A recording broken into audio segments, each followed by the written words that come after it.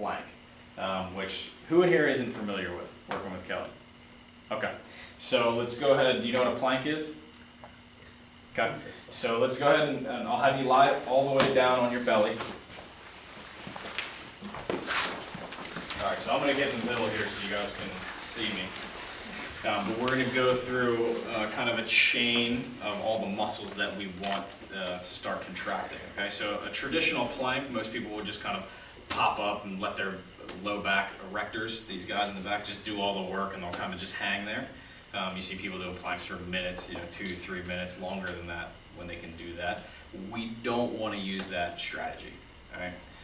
So what we're going to do is called the HardStyle plank, where we're going to get into that total body stiffness. Okay. So as we go through this, before I go through it with you, basically the first thing we're going to do is I want you to draw your kneecaps upwards. So you're using your quads. All right. Don't think about hyperextending your knees, but you're going to draw those kneecaps up to get some tension in your quads. All right. You're going to squeeze your butts to get your glutes involved. You're going to bring your ribs down toward your hips to get your abs involved. And then the last thing you're going to do is actually push into the ground with your elbows and then pull down towards your ribs. Okay? Most of you are familiar with that, right? That sounds... You guys got all that? And then the last thing is just watch your neck position. Try to keep your neck nice and neutral. Okay? So we're going to go ahead and go through it. And we can see if we can hold one for 10 seconds here. So we're going to go up, kind of on your knees this way. All right? And now when you pick yourself up, go ahead and bring those kneecaps up, squeeze your butt, bring your ribs down, go ahead and push with those elbows and keep your neck nice and neutral for me. Hey, Tim, pop up and test Prasad, since he's the only one that doesn't know. Or Will, or Wiji, yeah. Good. Good. And relax, and let's just touch your knees to the floor, and come right back up. So that's your little mini break. Oh. And that's why They don't know anything about that. All right, now you can go back down. I won't torture you too much, but that's all you get. That's your little mini break for your set of 5. We've never taught them that part. You just get to reset. So in the program, that's your little reset. You do 5 of those for 10 seconds before you get that 20 to 30 second rest. So again, you can see how this could make you sweat pretty quick. All right. Most of you were probably shaking once you've got all those muscles going. You will find that happens. It's okay. All right. All right. So you guys all okay with that? You pretty comfortable? Any questions from anybody? Okay. All right. So we're going to go on to the BirdDog or the cross crawl. I keep calling them both because they're kind of synonymous. Everybody uses that name or this name, so we'll just say both to make it easy. We're not OS people, so we don't. They probably don't know the cross crawl. So what we're looking at is we're going to start on all 4s, and I'm just going to go through this real quick to show you what it is. And basically, the BirdDog or cross crawl ends up being this position here. Okay. There's 2 modifications for it. One, for this program anyway, what you can do is if that's a real struggle for you, you can try just the leg. Okay, because this is going to give you a little bit of work. And if that is a little bit of a struggle for you, you can actually do just the arm as well. Okay?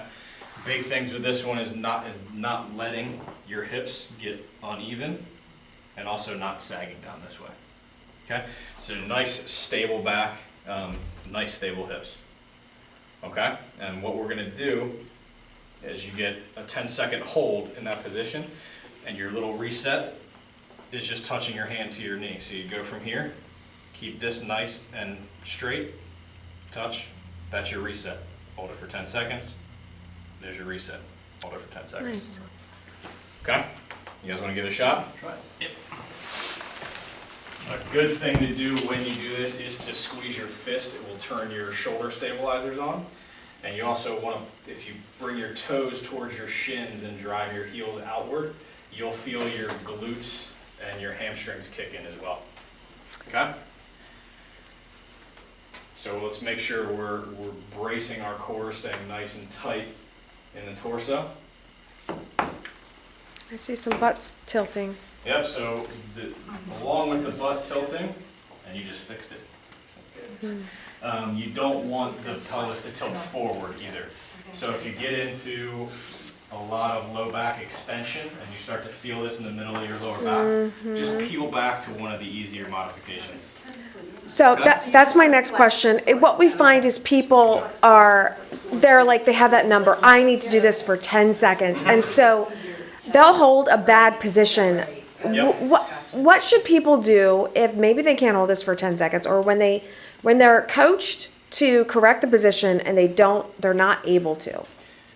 So that's when you would peel back to either doing just the legs or just the arms. What's You the could also damage do- if you hold poor position in these things? You're then repeating poor movement patterns. So again, one of the things I talked about with holding that plank, when you're just kind of hanging on those low back erectors, if you do the same thing here, then that pattern is it's gonna follow you up all day. So when you're standing, you're just kind of hanging on your erectors all day like this, right? Yeah. Which is eventually going to start to cause pain. And if you are a competing athlete or anything like that, it's going to cause decreased performance and things like that. Good, thanks.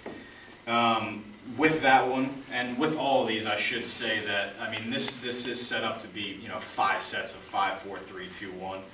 If these things are too difficult for you, you can bump that pyramid down a little bit. So you can go 4, 3, 2, 1, or 3, 2, 1, even if it's too difficult, and even if the modifications to the exercise are still too difficult. Okay.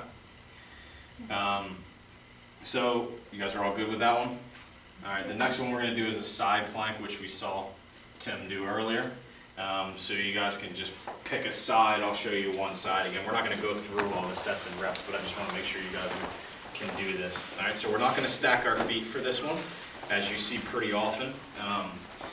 So I fixed him a little bit, but what you're going to do is the top leg is going to go over the bottom leg. And for you at home, your feet can be really as far apart or as narrow as you like them. All right, this exercise is supposed to be for lateral stability, not rotation. So it's completely up to you guys how far apart you want your feet to be. Okay. While we're talking about the feet, don't let the bottoms of your feet point towards the ground once you get into the exercise. Okay? You're going to take your bottom elbow and line it up with your front heel. So you will notice that before you start, you do have a little bit of a hinge in your hips. You're not in a straight line right now. Okay?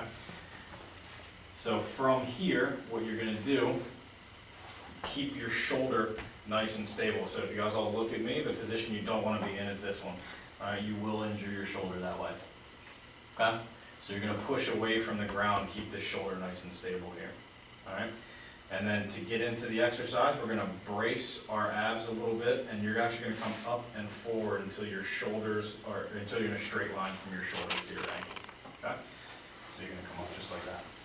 Okay? What you don't want to do is twist your body. So your ribs on the bottom side should be facing straight towards the ground. And you can do whatever's comfortable with this hand. Rest it on your butt if you like. Okay, one thing you can do to protect your shoulder is actually to reach across and put your hand on your shoulder like this. Oh, Okay? great, yeah. So you can reach across like this, right, to help protect your shoulder. Now, if this is too difficult and you can't hold it for 10 seconds, and this is a big one that is very difficult for most of us, you can start on your knees. Okay? So if you start on your knees, the elbow gets lined up with the knee. This time they will be stacked on top of each other. We don't have to worry about rotation because we have our shin here that's stabilizing us. Okay? And then again, with the elbow and the knees lined up, your hips are going to come up and forward. Again, protect that shoulder, and this can be a little bit easier for us. Okay? Everybody here comfortable with that one? There's one more that you could do, but this is typically where you find any uninjured people can usually do this. Is everybody good with those? Yes. Okay. So again, that goes along that same set and rep scheme of the 5, 4, 3, 2, 1, with the little mini breaks and then the break in between sets. To do that break, you can, quite literally just touch your hip down and go back up. So if you were up here, you just touch back, come right back up. That's all the break you get. Okay? Good? Let me see what's next. I think what's next is the pal-off presses.